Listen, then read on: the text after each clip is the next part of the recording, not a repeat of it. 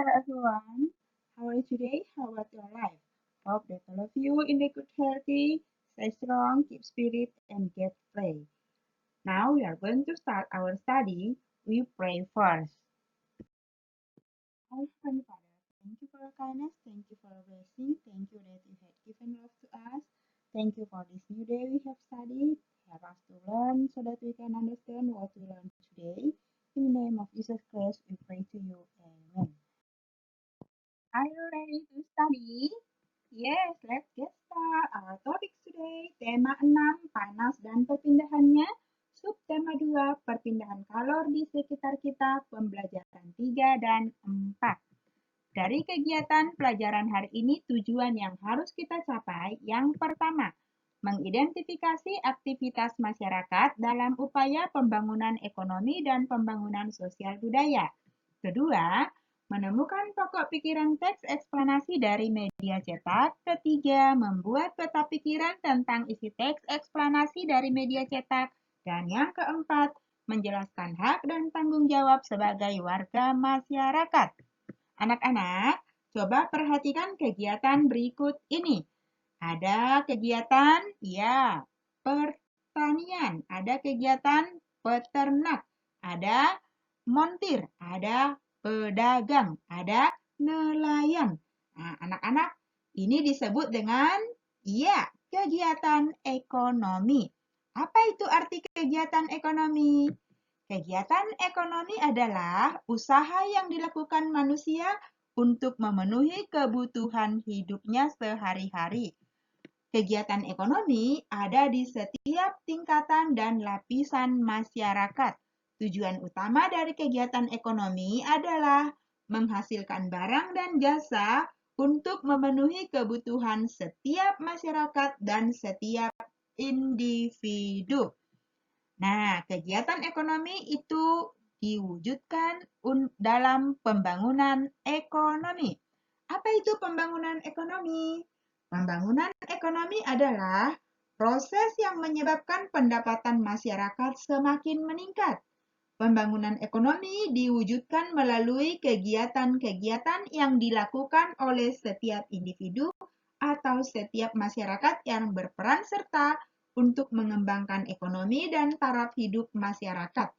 Manfaat dari pembangunan ekonomi itu untuk meningkatkan kesejahteraan, kemakmuran rakyat dan masyarakat, serta memberantas kemiskinan. Anak-anak, kita akan simak dulu video dari pembangunan ekonomi. Apa dampak dan manfaatnya? Mari kita simak ya. Di negeri ini tempat kita lahir. Dari tanah negeri ini kita hidup. Dari air bumi ini kita minum. Bangga menjadi Indonesia, manakala setiap orang di negeri ini menikmati fasilitas yang merata. Setiap rumah diterangi dengan listrik. Setiap petani dekat dengan bendungan dan irigasi agar ladang mereka tak pernah kering. Laut kita sangat kaya dan indah. Indonesia akan semakin terhubung dengan pembangunan tol laut, dermaga penyeberangan dan pelabuhan baru yang menghubungkan pulau-pulau terluar. Tak sekedar untuk meningkatkan ekonomi dari laut, tapi juga pariwisata. Kita juga akan semakin mudah menjangkau seluruh wilayah Indonesia dengan ribuan kilometer jalan baru, ratusan kilometer jalur kereta api, dan bandara baru yang semakin nyaman dan cepat menghubungkan Indonesia. Semua pembangunan ini bisa diwujudkan dengan peran serta kita untuk Indonesia sejahtera. Anak-anak, tadi kita sudah melihat bagaimana dengan terwujudnya pembangunan ekonomi, maka terwujud juga kesejahteraan di antara masyarakat. Nah, selain pembangunan ekonomi membuat kesejahteraan bagi masyarakat, pembangunan sosial budaya juga sangat penting. Nah, apa itu pembangunan sosial budaya? Pembangunan sosial budaya adalah suatu proses perubahan sosial budaya yang juga dirancang untuk meningkatkan kehidupan masyarakat. Pembangunan sosial budaya dilakukan untuk melengkapi pembangunan ekonomi. Apa saja usaha yang dapat dilakukan untuk melengkapi atau untuk melakukan pembangunan sosial budaya? itu dapat dilakukan melalui pendidikan, baik itu pendidikan secara formal, informal, maupun non-formal. Misalnya melalui kursus, seperti misalnya ada orang melakukan paduan suara atau kesenian tradisional yang dipentaskan. Itu bagian dari pembangunan sosial budaya, seperti misalnya tari-tarian tradisional atau choir Indonesia yang ditampilkan di mancanegara. Itu akan menambah pendapatan negara dan menambah kesejahteraan masyarakat. Misalnya seperti tari-tarian. Oke. Dan juga pembangunan sosial budaya juga bisa dilakukan melalui pengolahan tanaman obat karena Indonesia kaya akan rempah-rempah, kaya akan sumber daya alam yang dapat dijadikan obat. Tetapi dengan terwujudnya pembangunan ekonomi sehingga membuat perkembangan atau membuat perubahan sehingga pengolahan tanaman obat tradisional dapat dilakukan dengan cara modern, yaitu yang tadinya pengobatan atau pengolahan tanaman obat itu diramu secara tradisional, sekarang sudah diramu dengan atau diproduksi secara modern, sehingga pengolahan tanaman obat sudah diproduksi atau dapat kita konsumsi dalam bentuk kapsul, dalam bentuk tablet, dan juga dalam bentuk serum yang dapat dimanfaatkan untuk kesehatan tubuh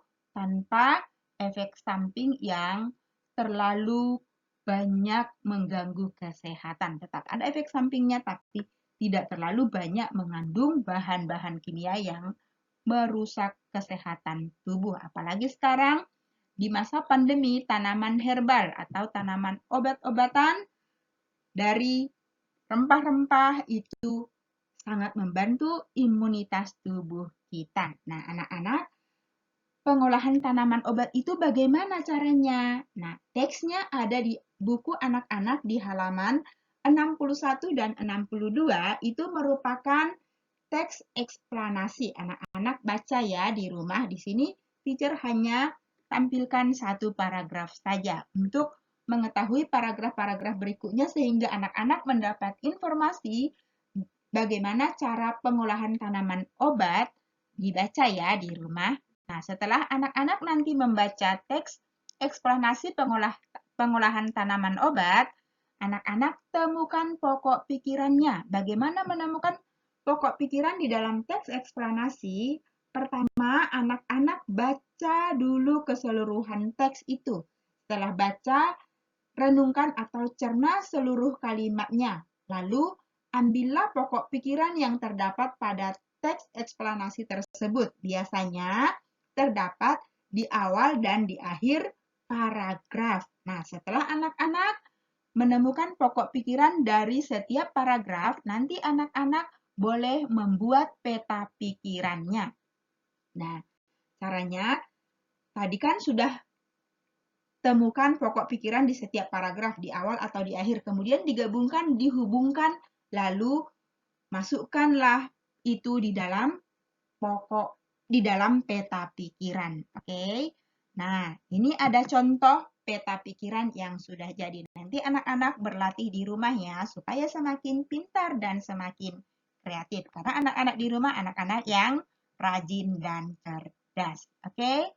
Nah, anak-anak, ini adalah contoh peta pikiran manfaat tumbuhan. Tumbuhan sangat bermanfaat bagi kehidupan manusia dan juga bagi lingkungan. Nah, di dalam lingkungan, manusia berinteraksi juga untuk memenuhi kebutuhan hidupnya.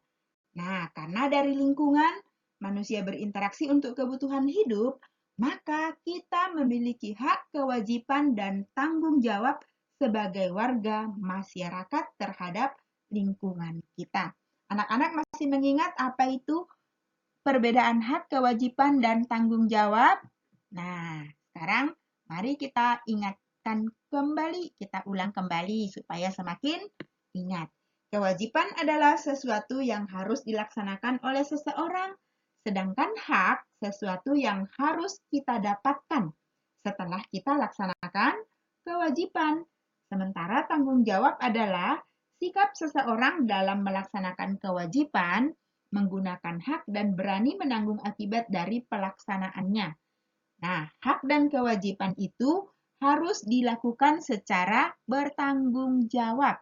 Kalau mau dapat hak, harus jalankan kewajiban. Nah, berikut ini contoh-contoh hak sebagai warga masyarakat. Misalnya, hak kita sebagai warga masyarakat adalah berhak berpendapat di depan orang banyak, tetapi dengan sopan ya. Kemudian, kita juga berhak menggunakan fasilitas umum. Kita berhak mendapatkan rasa aman di jalan raya. Kita juga berhak menganut agama dan kepercayaan kita serta melaksanakan ibadah sesuai dengan keyakinan kita. Dan sebagai warga masyarakat, kita juga berhak untuk memperoleh pendidikan yang layak dan ikut serta di dalam pemerintahan. Nah, itu sebagian kecil hak kita sebagai warga masyarakat. Masih banyak hak-hak yang lain. Oke, yang berikutnya, kewajiban kita apa? Sebagai anggota masyarakat, kita wajib menjaga ketertiban umum. Kita wajib menaati dan menjunjung tinggi hukum. Wajib menjaga keamanan, wajib mengupayakan kesejahteraan bersama. Salah satunya dengan membayar pajak, ikut berperan di dalam kegiatan ekonomi. Yang berikutnya, kita juga berkewajiban membangun dan memelihara kebersamaan, kesatuan, dan kerukunan. Nah, lalu kemudian, apa ya yang harus didahulukan? Hak, kewajiban? Nah, yang harus kita dahulukan adalah menjalankan kewajiban, baru kita menuntut atau mendapatkan hak. Jadi kalau mau mendapatkan hak, jangan lupa ya, jalankan, laksanakan kewajibannya. Misalnya, anak-anak berhak mendapatkan nilai. Ada kan hak siswa? Nah, kalau anak-anak mau haknya, nilainya, maka anak-anak laksanakan kewajibannya, yaitu mengerjakan dan mengirimkan tugas dengan baik. Nah, lalu apa tanggung jawab kita sebagai warga masyarakat? Tanggung jawab kita sebagai warga masyarakat yaitu menciptakan lingkungan yang aman, damai, serta sejahtera. Menjaga lingkungan agar selalu aman, seperti mengikuti kegiatan postamling atau ronda. Kemudian mendahulukan kepentingan bersama di atas kepentingan diri sendiri. Tidak mengulur-ngulur waktu atau tidak menunda dalam melaksanakan tugas dan kewajiban.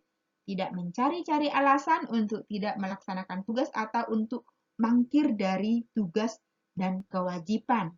Kemudian, kita bertanggung jawab, disiplin melaksanakan tugas dan kewajiban. Kita juga bertanggung jawab, ikut serta dalam pembangunan, dan kita juga ikut bertanggung jawab dalam membayar pajak. Oke, itu pelajaran kita tentang hak, kewajiban, tanggung jawab, dan juga tadi tentang interaksi dengan lingkungan. Oke, anak-anak, sampai di sini pelajaran kita hari ini.